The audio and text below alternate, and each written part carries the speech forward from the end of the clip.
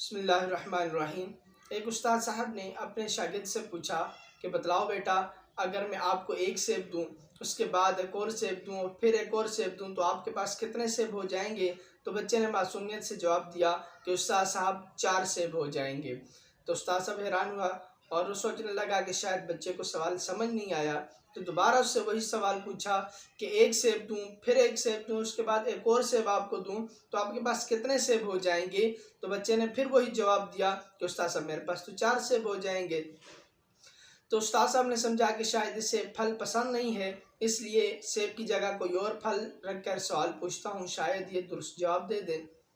تو پھر پوچھا اگر میں تمہیں ایک آم دوں، اس کے بعد دوسرا آم دوں، پھر ایک اور آم دوں تو بتاؤ تمہارے پاس کتنے آم ہو جائیں گے؟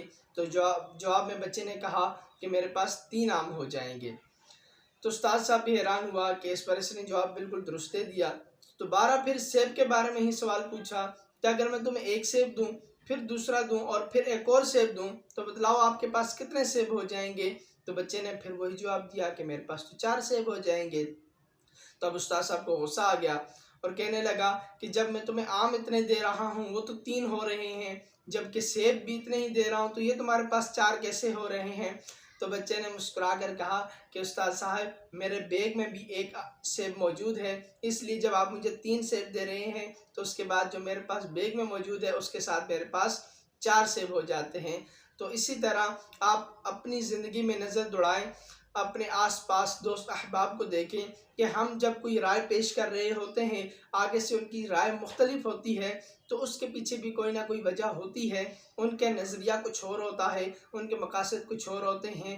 تو اس بات سے ہمیں اس بات کا پتہ چلتا ہے کہ ہمیں بغیر تحقیق کیے کسی کے اوپر تہمت لگانا یا کسی سے لڑائی جھگڑا نہیں کرنا چاہیے جب تک ہم اس بات کی تحقیق نہ کر لیں کہ اس کا یہ نظریہ کیوں ہے۔ اللہ رب العزت ہمیں عمل کرنے کی توفیق عطا فرمائے۔